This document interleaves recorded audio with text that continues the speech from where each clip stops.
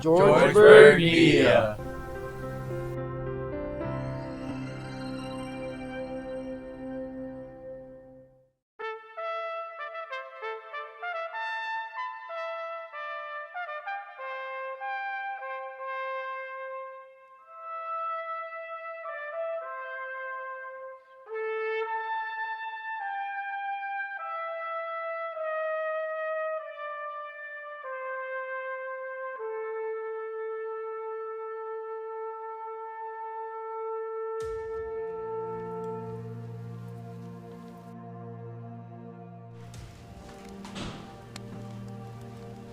Today, in History of America, we will examine the New Deal, which is a series of programs enacted in the United States between 1933 and 1938.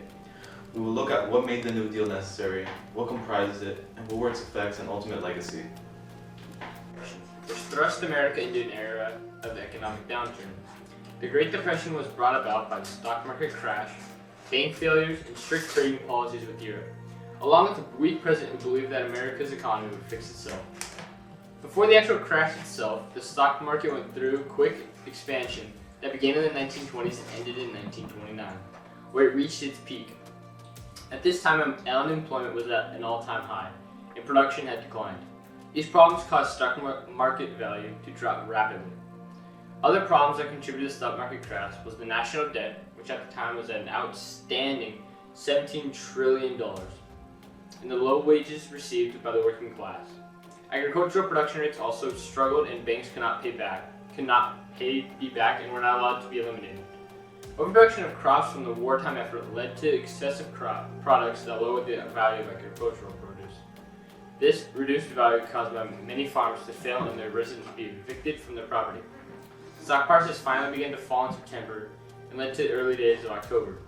On a day which would be known as Black Monday, stock prices were at an all-time low. Bankers and investors tried to fix the market by buying up a large amount of stock. These efforts were unsuccessful, however, and large amounts of money were lost and tons of investors were eliminated. Unable to rise back up, the stock market bottomed out and America sank in the Great Depression. As many individuals withdrew their savings from the banks themselves had no money to loan to the struggling businesses, which ultimately also failed. On top of it, President Herbert Hoover chose to remain passive during this economic crisis. Hoover believed that the Depression would pass on and that the government would not need to intervene with the economy. Hoover believed that manipulating the economy to fix prices or control businesses was socialist in nature. Hoover would not give direct financial aid to the American citizens. The three main goals of FDR's New Deal was to provide assistance to millions of struggling Americans, to improve economy, and pass laws to destroy poverty.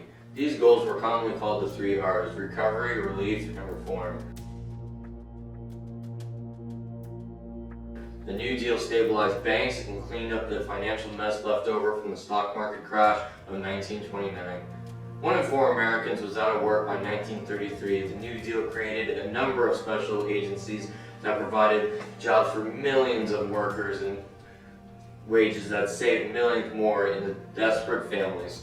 The New Deal touched every state, city, and town, improving the lives of ordinary people and reassuring the public spirit. Now, to analyze the programs of the New Deal, let's talk to a well-known historian on the topic, Marcus Wolfgang Capistrano. Programs that make up what historians consider the New Deal could be divided into 3 different categories. Programs that were meant to bolster employment, those that dealt with social welfare, and those that benefited the public through projects funded by federal funding. Programs such as the Civil Works Administration, the Civilian Conservation Corps, and the Workers' Progress Administration were created to help deal with the unemployment rate. The Civil Works Administration was created in 1993 and looked to improve the lives of the American working class. It also acted as another anti-depression countermeasure in order to prevent another economic depression. The Civil Works Administration looked to provide jobs for both immigrants and natives alike by assigning them to public work and creation projects. Projects included the Civil Works Administration was run and funded by the Federal Emergency Relief Administration. Most of its works included public projects, construction jobs like building bridges and laying down miles of pipeline and fixing public roads. Its main purpose was to provide temporary employment for American workers, as its high pay rate would not be able to sustain a permanent job.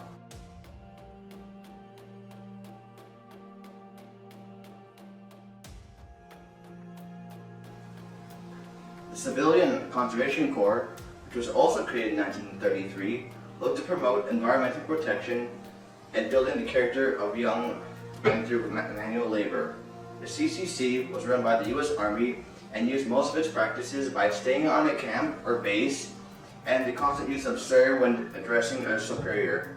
The Civilian Conservation Corps focused on reforestation and soil conservation. They were so successful that they made up most of the nation's reforestation history. Members also dug canals and ditches to help fix the environment. The Workers' Progress Administration of the WPA was one of the most beneficial programs that was created during the New Deal. They employed millions of jobless men, which is mostly unskilled men, to carry out public work such as the construction of public bridges and roads, and improve the employment rate significantly. There were also those programs that were meant to help boost social welfare. Agricultural Adjustment Act allowed farmers to become more financially stable because they were paid by the government to reduce their reduction of crops. This is about to pass legislation that will greatly ease the mortgage distress among the farmers and among the homeowners of the nation. The economy was benefited as well because it reduced inflation and deterred overproduction, thus strengthening the market. The Public Works Administration gave unskilled and unemployed men jobs to help provide for their family and live. It also provided the economy exemplified by the decrease of unemployment. The Social Security Act provided for the general welfare by providing aid and adequate provision for aged and disabled. It also organized child welfare, public health to some extent, and held administration for their unemployment compensation laws, and established a Social Security Board to raise revenue. Tennessee Valley Authority was a federally owned corporation that provided navigation, flood control, electricity generation, fertilizer manufacturing, and economic development to the Tennessee Valley because of the damages sustained from the Dust Bowl and Great Depression. Lastly, some of these programs also organized public service boards. Public Works Administration constructed many facilities and structures with the purpose of aiding the American people. It created dams, bridges, and built other beneficial public institutions. The deal had a main goal of reducing the menacing effects of the Great Depression. It was temporarily able to alleviate these effects. One example would be Social Security. Social Security payments enabled people to retire with pensions. Union membership and power grew because of the New Deal. Farmers benefited from agricultural price supports. The FDIC also insured bank deposits, which was one of the main causes of the Great Depression. The Securities and Exchange Commission oversaw the stock market. The New Deal created a number of special agencies that provided jobs for millions of workers. It also recognized the rights of the workers to unionize. From this, union membership and power grew. The New Deal built hundreds of thousands of highways, bridges, hospitals, theaters, city halls, homes, post office, airports, and parks across America. Most are actually still in use today. The New Deal also produced civic uplift, with more jobs, new opportunities, and new hope. In less than a decade, the New Deal changed the face of America and laid the foundation for success in World War II. Unfortunately, the New Deal in all its glamour still had its shortcomings. This was evident because of the Roosevelt recession in 1937. The Roosevelt recession was an economic downturn that occurred during the Great Depression in the United States. The American economy took a sharp downturn in mid-1937 lasting for 13 months through most of 1938. Industrial production declined almost 30%. One of the largest failures was that unemployment was not conquered by the New Deal. Unemployment actually jumped from 14.3% in 1937 to 19% in 1938 in the Roosevelt recession. Many of the jobs created by the New Deal were only temporary as well. Several groups of people would soon be directly opposed to the New Deal. Businessmen hated the New Deal because it interfered with their businesses and supported workers' rights.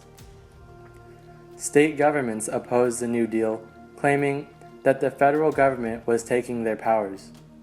And the Supreme Court ruled that the NRA codes of employers' conduct and the AAA program were unconstitutional because they took away the state's powers. The Supreme Court struck down several significant acts of Congress, including the two foundation stones, the NRA and the AAA, of Roosevelt's program. In May 1935, the court destroyed FDR's plan for industrial recovery when, in a unanimous decision involving a kosher poultry business in Brooklyn, it shot down the Blue Eagle, which was Roosevelt's hope of making the blue-collar men be able to have steady employment with a government-backed guarantee. The court ruled that Congress had the right to control commerce, but not in the private sector. Little more than 7 months later, in a 6-3 ruling, it annihilated his farm program by determining that the Agricultural Adjustment Act was unconstitutional. Most of the federal government's authority over the economy derived from a clause in the Constitution empowering Congress to regulate interstate commerce. But the court construed the clause so narrowly that in another case that next spring, it ruled that not even so vast an industry as coal mining fell within the commerce power. Because of this, in 1937, Roosevelt threatened to force old Supreme Court judges to retire and to create new ones. The crisis was averted when the Supreme Court reversed its decisions. While the New Deal temporarily relieved effects of the Great Depression, it failed its main goal of ending the economic catastrophe. Along with the effects of the New Deal was a legacy that continues to live on and prosper in American society. The legacy it left behind includes the Wagner Act, Social Security Act, welfare, shift of government policy, and a renewed relationship between the government and the people.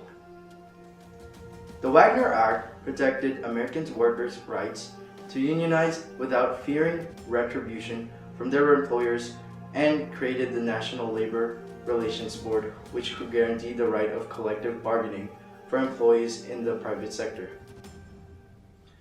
The Social Security Act benefited the general welfare of the people by creating a system that provided benefits for the disabled and compensation laws for the unemployed. A shift of government policy occurred because Americans came to believe that the government had a responsibility to ensure the health of the economy and the well-being of the people. In addition, Social Security protects millions of Americans but may not be able to pay full benefits in the future. High-wage and low-wage earners continue to have different kinds of protection and benefits. Americans have economic safeguards provided by the government, and a split between liberals and conservatives still affects public life.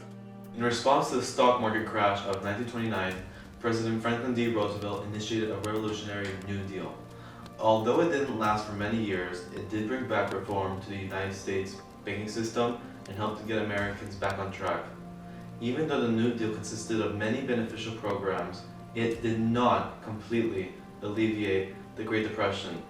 It was not until World War II America that citizens could sigh a breath of relief with the thought that the Great Depression was officially over and American society, as well as its economy, was finally experiencing prosperity again.